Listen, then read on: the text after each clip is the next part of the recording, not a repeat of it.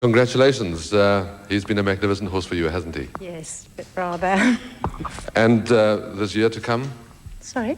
And in the year to come, will you be racing Yes. obviously to take on a couple of the good ones again? Yes, we'll try Mark Anthony again.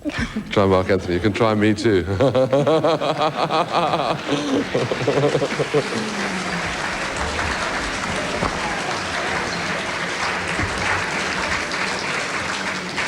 Need I say there's a little bit of horsey business going on here as well, my colleague. We come to Jockey of the Year, and I think it might be apt just to mention that in Zimbabwe they fall under the Jockey Club rules and they're part of our racing, and I think it's a great performance that Gordon White was fifth in the overall positions of jockeys. And if we look at our own jockeys who are doing well overseas, let's think about Mace Roberts for a moment too as we talk about the great jockeys that we have in South Africa. We'll probably see him riding in the St. Leger, which is going to be shown from 3 of the main racecourses on Saturday, and so Mace Roberts will be in action again. And it's also worth mentioning too that Barty Elisha, who's now back in Hong Kong, finished top of the log in Hong Kong. We're pretty proud of our jockeys, and on the local scene, no more so than there have been some outstanding individual performances by the likes of Garth Puller, Rhys van Wyk, Christy Blom, Glenn French, Carl Nisius, but eventually only 3 riders were nominated in this category. And the first nomination, Felix Gutsia, 1,132 mounts for 266 winners, 158 seconds, 122 thirds, 97 fourths, and 4 million rands in stake money. The second nominee is Jeff Lloyd, 1,019 rides, 226 winners, 153 seconds, 136 thirds and 101 fourths for 3,080,000. The third nominee, Basil Marcus, at 786 rides, 131 winners, 91 seconds, 88 thirds and 88 fourths for 2.5 million rands in stakes. Emigrado. Well, what an impressive run by Castle War. Once again, the mount of Felix Gutsi. And Basil, at this stage, what's the feeling of jockey Felix Gutsi? Well, I think he knows that he rode a very good race. He's very pleased with himself. The 1988 Jockey of the Year.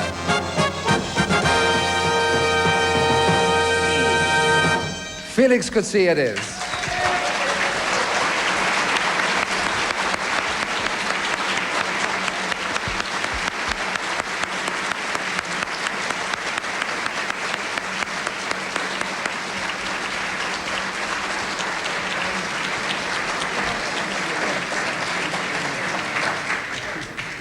Felix Gutsi, a tremendous moment. He's known as the gentleman of racing amongst the jockeys. He's done a great performance, and as Ernie Duffy was writing in the newspapers only the other day, he rivals the very best, the Cocky Feldmans, the Tiger Wrights, and the Mace Roberts. We know that if he was overseas, he'd do just as well. What has been...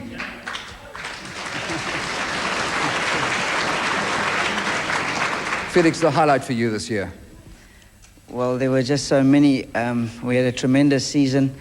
It was, I had hurdles to get over with doing the weights in the July and the Gold Cup, and then the horses came out and ran so well and won for me. And, getting the championship was a big thing. I'd like to ask you one thing. I don't like to put you on the line in front of so many people watching, so I'll ask you a nice, easy question. Which is the better, Royal Chalice or Mark Anthony? Martin, you should know better. I've chosen wrong so many times before. Thank you very much.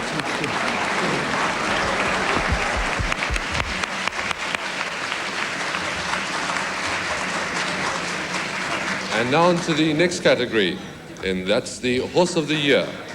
Despite the loss of our 2 superstars, racehorses Bush Telegraph and Model Man from the racing scene, there was fierce competition on what must rate as racing's top honours. First nominee, Jungle Warrior, a 3-year-old colt by Fair Season out of Grand Gesture, owned by Mr. DJ LaRue and trained by Eric Sands. And the second nominee is out of Rose Bay, Mark Anthony, the 4-year-old Royal Prerogative, owned by Messrs. Jaffe, Beck and Swirsky, trained by Terence Millard. Also nominated, Royal Chalice, a 3-year-old colt by Royal Prerogative out of Port Wine, owned by Mrs. H.L. Bales and trained by Terence Millard. And the fourth nominee is the 4-year-old Favaras colt Singing Boy, owned by 4J Syndicate, the nominee J.T. Rowley, trained by Herman Brown Sr. Had enough, and Royal Chalice is going to win the July going away. In fact, he's going to win it pretty easy. Royal Chalice wins by 3 lengths. 1988 Horse of the Year. Royal Royal Chalice. Well, there we have. Royal Chalice was also the winner of the 3-year-olds of the year category, and now he's got himself the horse of the year. That's fantastic. Fantastic. Congratulations. Mrs. Bales, what more can I say, but we've got to stop meeting like this. Congratulations. Bless you. Really can't believe this. This is the best thing that's ever happened to me. Fantastic. I've been winning the July, I can tell you. Wonderful. Congratulations. Bless you.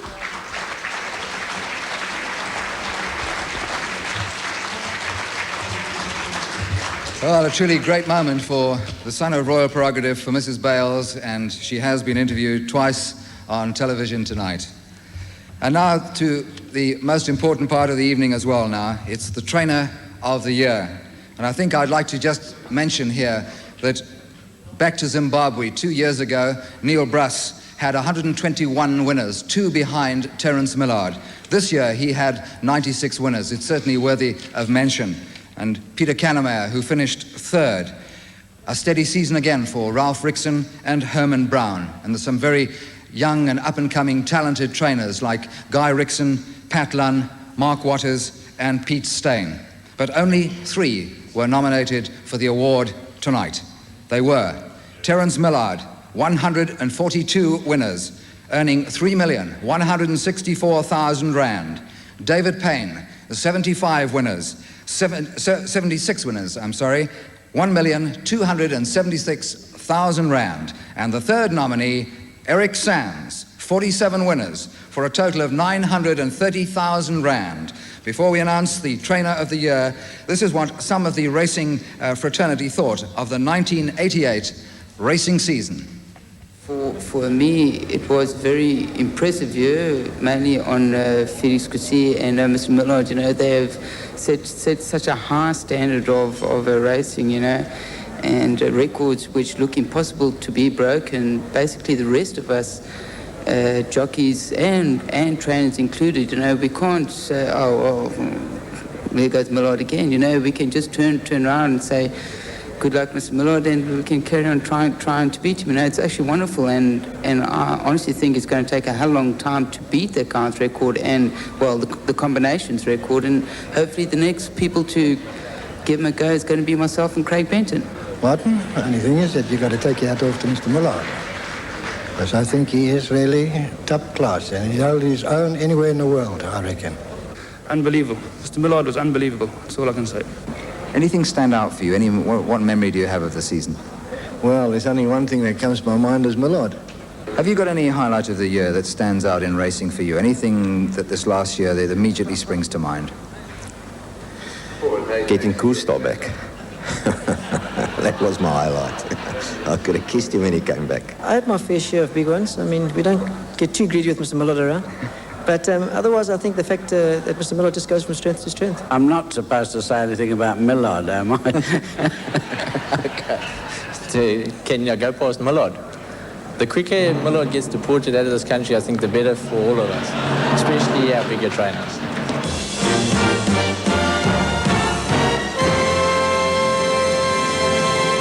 The 1988 Trainer of the Year.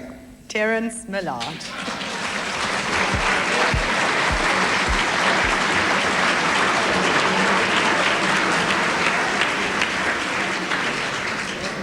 Well, this is a tremendous moment, and Buller Benton, a fine trainer in his own right, assistant trainer now to Terence Millard, and I think we should say congratulations to him as well. But the good news for South African trainers at the moment is that Terence Millard has disappeared off the scene. Or is it good news? This has been a momentous year for Terence Millard, and we can let him not go by this evening without having a word with him. I hope in a moment or so that Francois will be through to him and we can have a word with Terence Millard. Mr. Millard, we greet you with the news that you've just been voted South Africa's Trainer of the Year for the 1987-88 season. Congratulations. Oh my goodness, that's terrific. It's the best news I've heard today. Thank you very much. Well, it's certainly been a record-breaking year all round, but do you rate this your best ever training year? Oh, definitely. It's the most winners I've ever trained and the most stake money I've ever trained.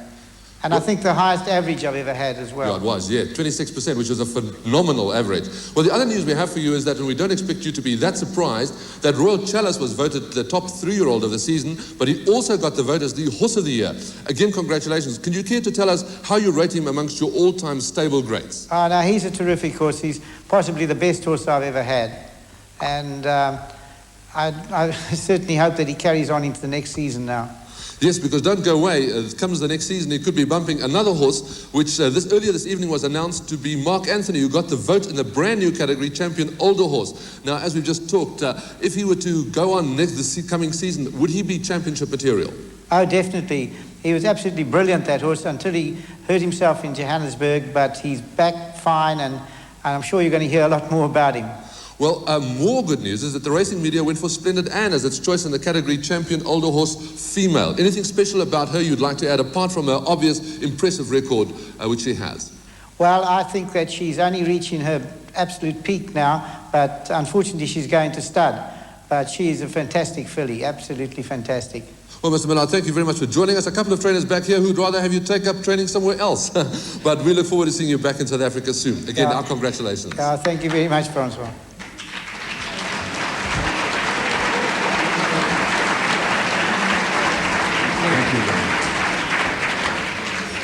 Well, a great moment for Terence Millard, and as you probably realised, he's done it a few times, and he'll probably do it again, and what he's doing over there now can only be bad news for the trainers back here.